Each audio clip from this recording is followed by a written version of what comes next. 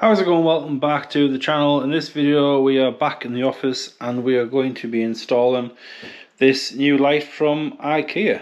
Stay tuned. This is brand new to IKEA. I was actually picking up a bunch of stuff for the office, seen this hanging up, had a big massive thing around it saying new in, it caught my eye, and I seen all this cord or whatever it is, if it's whatever that's supposed to be, and I just thought it kind of matched the carpet texture. The curtains are going to be very similar to the carpet, so I just thought that's a nice contrast. I think it'll look better than that. These are the bulbs that they recommend. They're just your typical 5-watt LED bulbs. They run at a brightness equivalent to 60 watts. This is a diffuser. You don't want to go past 16 watts. Anything higher than that, it could melt it. So you definitely want to use LED, because LED runs super cool. This is LED. You know, there's like literally, there's no heat. It's a bit warm here, but that is cool to the touch. And that's what you want. I want a bright light in this room, but I don't want to just put a lampshade on, because then you get the typical kind of ring down and then the ring on the ceiling. There's other lights, you can get spotlights, but I think they're quite harsh. I like the idea of this because I'm hoping this will diffuse outwards and give a kind of like striped texture on the wall. It might not, but it's worth a shot. And then this should give a really strong diffused light. Let's put this cardboard down. I've literally just put this desk on, so I don't really want to damage it already.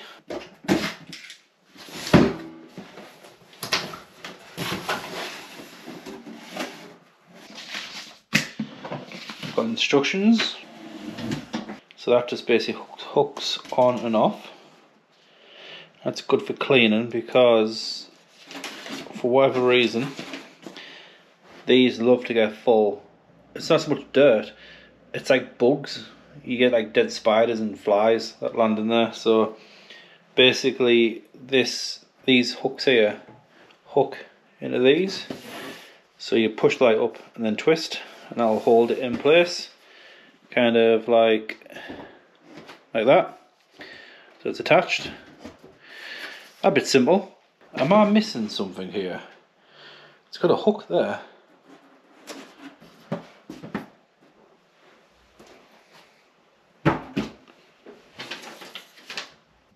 So I've had a quick look through the instructions. Bit weird, so I don't understand what this hook's all about, unless it's supposed to be here and it's not here.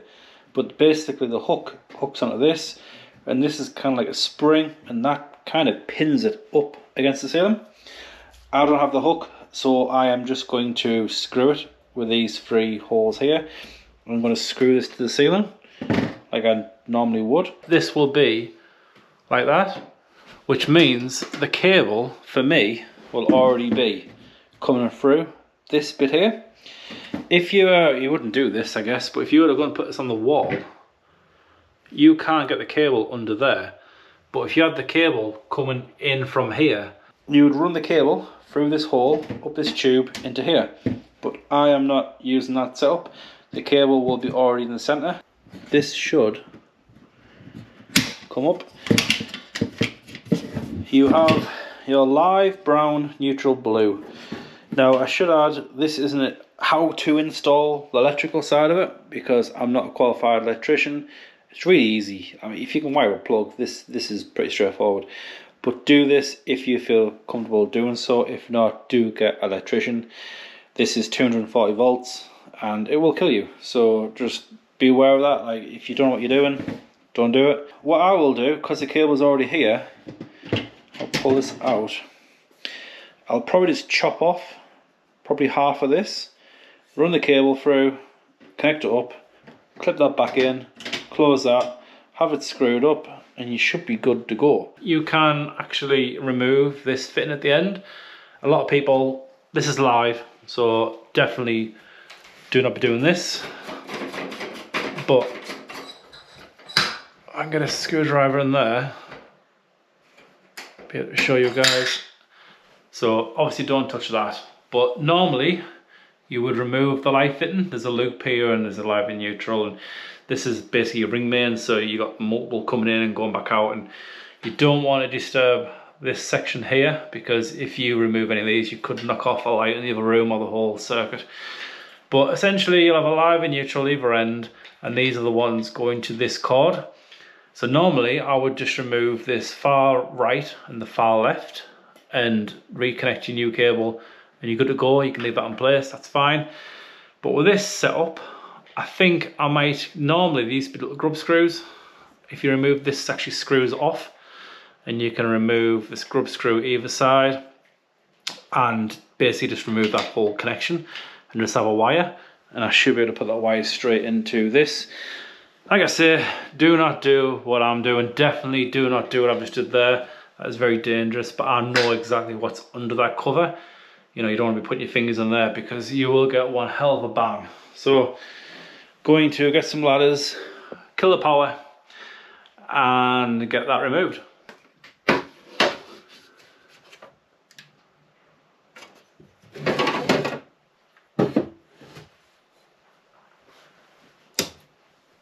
So the power is off. I just thought I'd show you guys what I was talking about.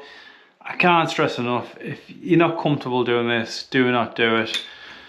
But for me, there's a clip here, and this clip is important. So that there just means that will not go any further, which means you can literally grab this end and grab the cable, tug as much as you want, and that is taking the strain rather than the actual connections. But that's what I was talking about. That is your neutral, the blue one, that is your live. So I will just unscrew them and then that fitting will remove. Just get equal distance all the way around, which is probably about there. Sorry you can't even see. About there, and essentially mark each of them holes for drilling, and then drill them out, put a plug in, screw it up, and then that will be fixed to the ceiling, and then the electric connection is the next step. A bit of coffee. So, mark the holes that I need to drill. Don't know if you can see that with the light, but there's 3 of them over there. Fitting it. It's a plaster ceiling. There's loads of plugs you can get. These are good plugs. I will leave a link down below. You can use these or use these. I like to use these ones normally more often because I like the wings. So as long as you've got normal plasterboard, sometimes there's 2 plasterboards. These don't work that great in that situation. You're probably best off with these. But if you know it's single plasterboard, I've always used these and they've been great. Basically, the plasterboard will sit on this section, and then these wings here, when you put your screw in, that forces this to open up, and these wings push out and grip from the other side. These are really strong. One of these, you can put quite a bit of force on it. 3 of them on a little light lamp like this, no problem. If you want a simple solution, these are good. You can literally just screw these in with a drill, like a drill screwdriver or impact, or a normal screwdriver. I could literally just take the screwdriver right now, put that on there, and just twist it in the ceiling. They work great, very, very strong. However, if you remove them, you have a huge hole. And a lot of the time, I find when you put a screw into it and you try to remove the screw, the whole plug comes with it and usually causes a bit of damage. Other option was these. This is a bigger version of these. I do use these for random stuff like shelves and things normally. For a light fitting, absolute overkill. But these will be fine. I'll leave links down below for these, but these are fine for the job. Now, you do need a drill bit to drill a hole to put the plug in. However, because it's plasterboard, I've done this many times, a normal screwdriver, you can literally just stick the screwdriver up, twist it, and then the plug will just push in. Done it many times, always works. Right, so I've chopped that down. That will basically sit in there, and that will give me a nice loop on the cable. Right, so we're all done. I have the cable back in, you actually push the button up, put the cable in, release the button, and that puts tension. Give it a good tug. They are firmly seated, so that is okay. The loop is okay. This is firmly fixed, so let's get the bulbs in and try it.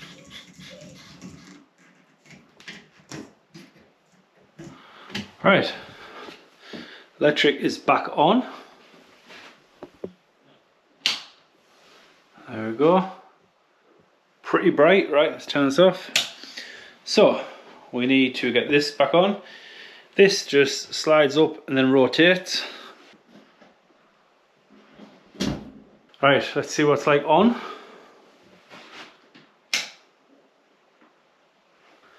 These bulbs, oh, 2700 Kelvin. That'll be it. I like it.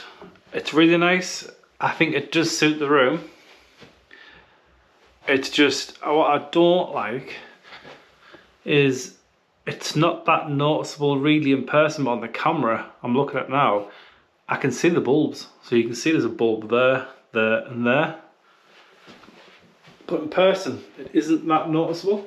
In fact, I've just looked at the camera, and to give you a better idea what it looks like, it kind of looks like this. But if you wait for the camera to adjust, do you see how you see them dots? Next job will probably be probably the shelves, actually. Yeah, probably the shelves. I've got the wide one and the slim one. I would love to have two wide ones, but there's not enough room. I've only got from there to there. So the next video will be me building the two bookcases and get them in place. So I'm going to end it here, guys. So thank you for watching. Hopefully it's helped some of you guys out making decisions or just entertainment purposes even. So until the next one, like always, please like, subscribe, comment down below, and I will see you in the next one.